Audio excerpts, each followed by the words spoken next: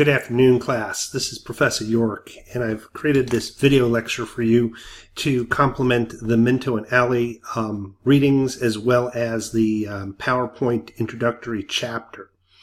I've titled this Creating Winning Presentations. So what do you think about presentations? Do you love doing them? Are they scary? Is it the worst thing that you could ever think about doing?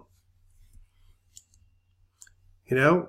And sometimes some people who are very intelligent, and think about a lot of things, you get them in behind a podium and it's scary. Can't say anything. In fact, I had a student who told me in my last quarter that she had an experience where when she came to Cal Poly in her early years, they had a stand-up presentation and she blanked and she ran out and she unfortunately got very uncomfortable and sick.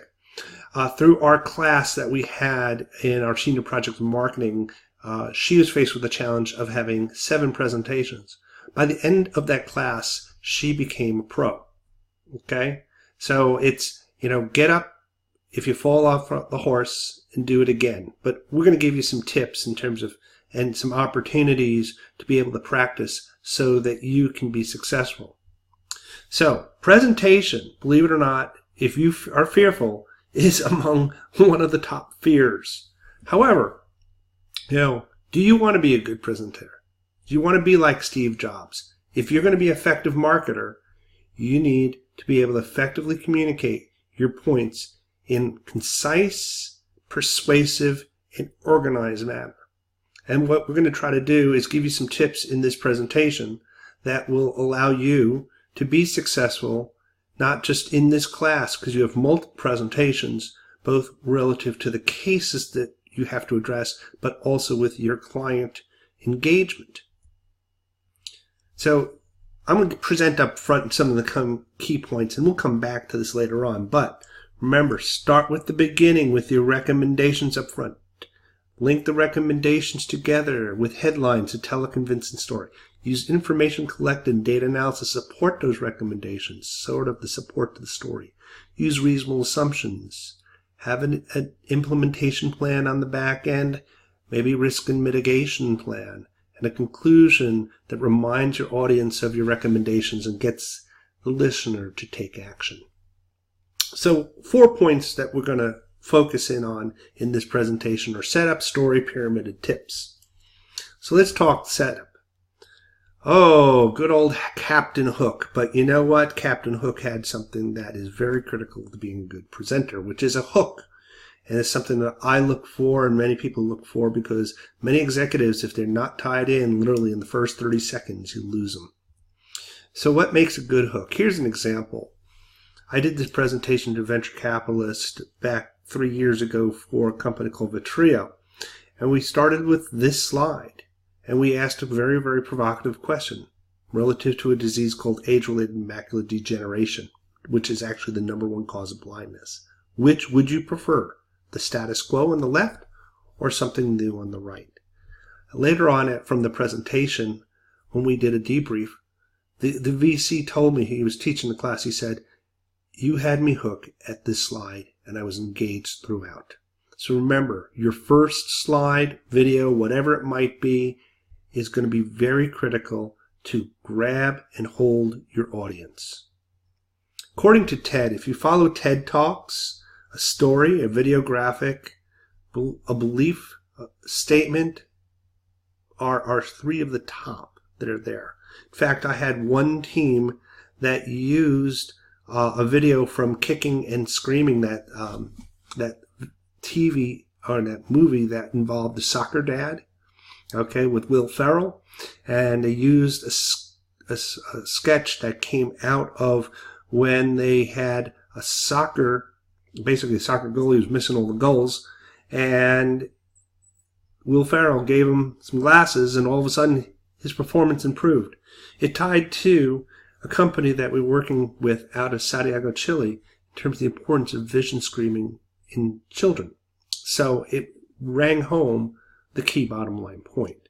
And that's the point of having a hook, is to really get your audience hooked into where you're going forward. And you may have noticed it up front with some of the questions some of the graphics I had up front around this presentation. Setting up the presentation is not just a hook, but it's, you'll see an acronym I use, SCQR, situation. You'll see with businesses, as we tell our business story and we work with our clients, so you need to be thinking about, what is the present situation? Yes, the business is doing well, or is it really? Well, there's a complication. Oh, a new competitor, or sales have flatlined. Usually they come to a consultant because sales have flatlined. And the question is, what do we need to do to increase sales? And then the resolution being your recommendations in terms of, oh, we have a marketing strategy.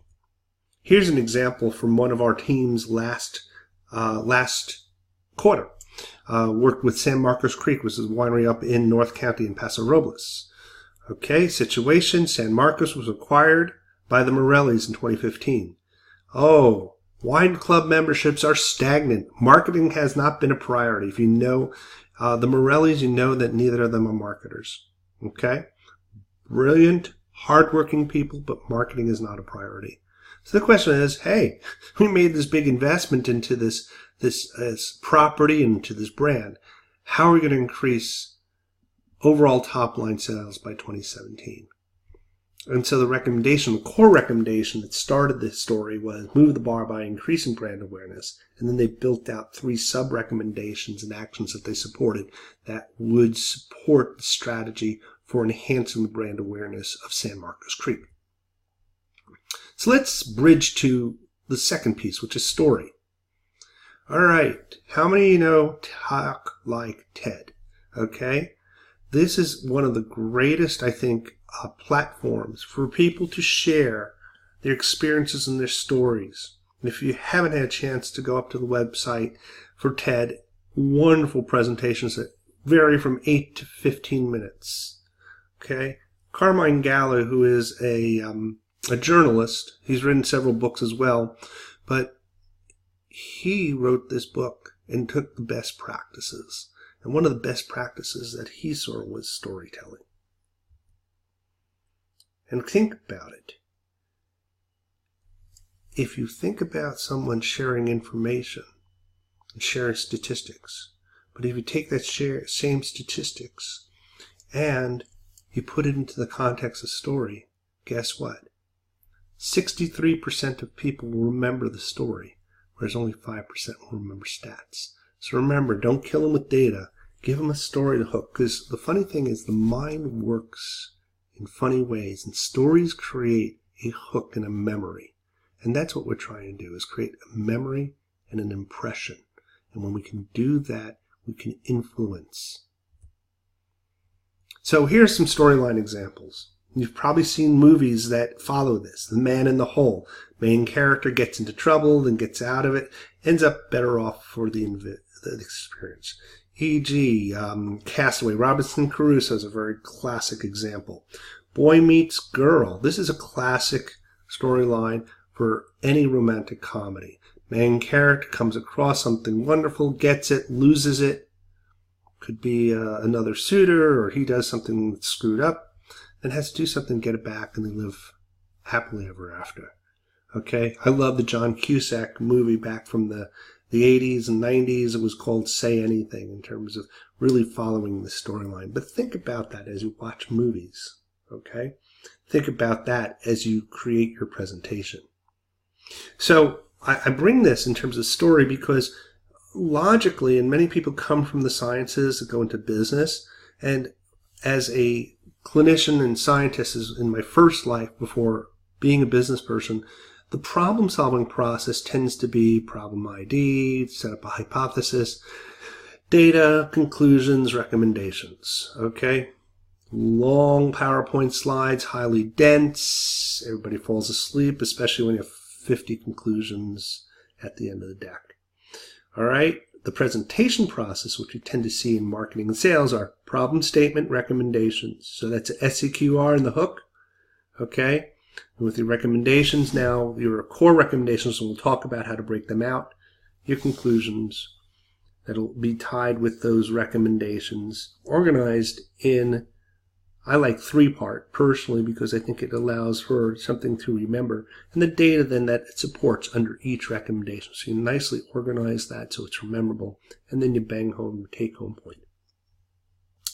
So part of this process is what we call storyboarding. You see it when I worked in advertising, we would create storyboards. When I create a slide deck for a client from scratch, I tend to start with the storyboard. Let's get the story straight in terms of the situation setup, the core points, and then our take-home point. So this is just how it moves along to be able to put together. In classic and consulting is about 10 slides. In a pitch, it's about 10 slides. So you need to think about that. Think about the headlines that will tie with that story. Okay? But in addition to these headlines, you also need to think about an appendix, because there are going to be questions that will come up, additional data from your research that you have, and those appendices would be nice to have in your Q&A to show that you've done your homework. Okay? And you're trying to anticipate questions and make sure that your appendices are linked or hyperlinked. And I do this a lot when I create decks for clients that are 300 to 400 slides. We have basically topic areas that are table of contents that are hyperlinked to the specific sections, and then I hyperlink back those sections back to table of contents or the subtable of contents so that we have easy movability. It shows that you're very professional in doing that. If you're not adept at doing hyperlinks or inserting hyperlinks to go back and forth between slides, you can always right-click your mouse and it'll show what slides are there, and you can jump around from slides there. You also have in the presenter view of PowerPoint now, where you can actually see the group of slides. You can flip over that. So that's a way of being able to move around so it looks professional. So the bottom line on this section is flow. And we talked a little bit about that up front. But your setup, situation, question 3, strategy, your backup, which would be your core strategies or your actions you're going to take. With your backup, this is where your data, your research, your support is going to be to make your recommendations ring home. But you've started it up front with the story. You bring the backup in there, and then you talk about the wrap-up in terms of step forward. Risk and mitigation, which in your final presentations to your clients and the case studies, risk and mitigation might be helpful as well. I've seen it put as an appendix, but then your key take-home final point. And remember, storyboards use headlines. And this is the point of Ali's article, which is that retention is significantly higher when you use headlines. You link those headlines in story flow. Folks, this is stuff I'm going to evaluate in terms of your presentations. If you can nail this, you're going to get a good portion of points just by doing this right. So let's get the pyramid. Pyramid deals with organization. Okay, we're not just talking about this pyramid out over in Egypt. We're talking about Barbara Minto's pyramid, which, if you've read those 2 articles by Barbara Minto, who was the first woman to be employed by McKinsey as a consultant and to become the first partner at McKinsey. And she writes about organization in terms of writing and presenting. Okay, the pyramid principle, is here to emphasize your core message. Begin with the recommendation decision, as we talked about up front, with a brief statement of the situation, SCQR. Use the findings to justify your recommendations, provide rationale. Okay, that's the backup. And as we talked about before, and this is opposite to the typical analytic process. So when we have pyramid, we think about 3 rules. Ideas at any level must be grouped. Okay. All right, summarized and grouped. They should be grouped in logical order, and ideas for each grouping must be logical in their order and mutually exclusive and collectively exhaustive, which is MICE. So what is this MICE? MICE is basically mutually exclusive. Do any of the points overlap? And collectively exhaustive have I covered all the possibilities. This is the ability to create what we call not only a great issues tree, a great decision tree, but also make sure that you've really worked through your issues and how you're going to lay out your arguments as you do your presentations. So here's an example. Okay, we have on the right-hand side, grocery list. Okay, if I went to you and I said, try to remember all the items on the grocery list, probably wouldn't. But if you group them into 4 categories or 3 categories, I would do fruits and vegetables into 1. All of a sudden, you can be able to remember, the fruits being the grapes, apples, and oranges, down to the dairy being the milk, sour cream, butter, and the dry goods, which is bread, cereal, and crackers. So it's actually a good way of for the future. When you're having to go out and do your grocery shopping, is to sort of break them into categories so that you can be actually, you remember everything, number 1. Number 2 is you move through the grocery store much faster. Let's bring something more relevant in terms of marketing example. This is real world, folks. What's going to happen is you're going to get a client say, increase widget sales. All right, well, let's break it down. Is it a cost issue? Is it a marketing strategy? Is a sales strategy? And you can even get down to implementation. So then you can break down each component here into subcomponents. As you can see, unit cost in terms of cost of good, production, distribution, whereas companies like Southwest and Walmart have really gotten that down to improving marketing strategy in terms of product quality, packaging, and advertising like Apple does, or sales strategy in terms of sales force organization, skill base, and promotions strategy. So you think about companies like AT&T, IBM, which have unbelievably great sales teams. So think about those type of things, because usually this is where you're going to find where the problem is. And then you can build out your problem and, your recommendations to fix the problem. So we've talked about setup, story, and pyramid. Now let's get and wrap this up with a few tips. First and foremost, keys to effective PowerPoint slides. Okay, use titles. We talked about the headlines. Make sure you double check for typos and grammatical errors. Make sure you have numbers on all slides except for this one, as I missed this one. But use table, charts, and graphs. Eliminate bullet points. Use consistent grammar for each bullet if you're going to do this. And avoid too much clip art, too many font colors, and unnecessary sounds. Be consistent. And as you can see, the color scheme here, and even the breakup of the organization between having a picture and just having boxes. I am a big fan of using smart art, so use that. Bullet points are boring, and bullet points put a lot of audiences to sleep.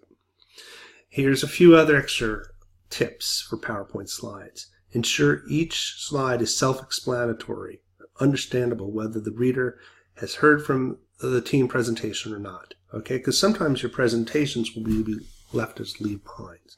And provide source for all your materials, not only those that are created by the team. In other words, in your lower left-hand corner here, you should do a source for anything that is not. So if you have a statistic, if you have a quote, if you have data that needs backup, you need to make sure you put your source here in this lower left-hand corner. Use animation, so you have a complex slide.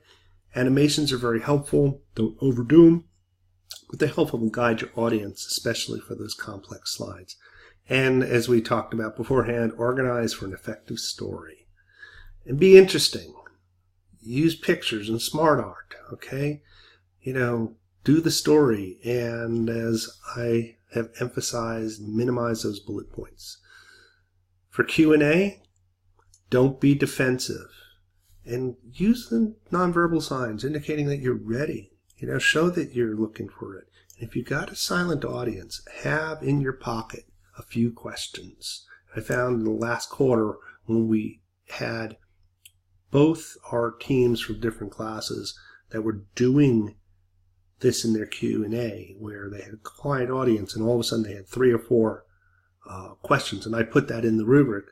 Guess what? It broke the ice and they had good discussion. And you get judged on in the rubric in terms of how good your discussion is. And you need to anticipate questions. And this is important. If you set up your presentation well, you should have good questions. Okay?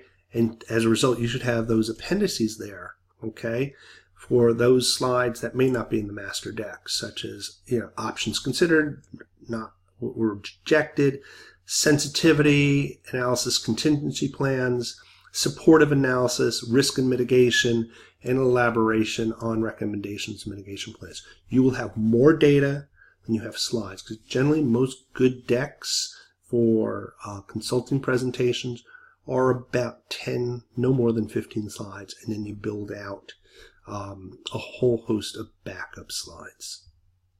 And then take home, end with a singular take home, such as this. We used this for Moffitt Cancer Center when we were doing a consulting engagement, and we said, remember to focus on your core. And we outlined what the key elements were, but their core was about research, and that they should make sure that anything they do moving forward strategically, while it does include patient care, always should tie back to research. What you're passionate about, what you can be the best in the world, and what it drives your economic engine.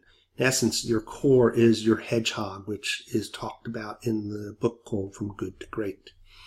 So, or you could ask, are you ready to be a hedgehog? And most folks who followed that book understand the concept of the hedgehog and realize, yes, I want to be the best in the world.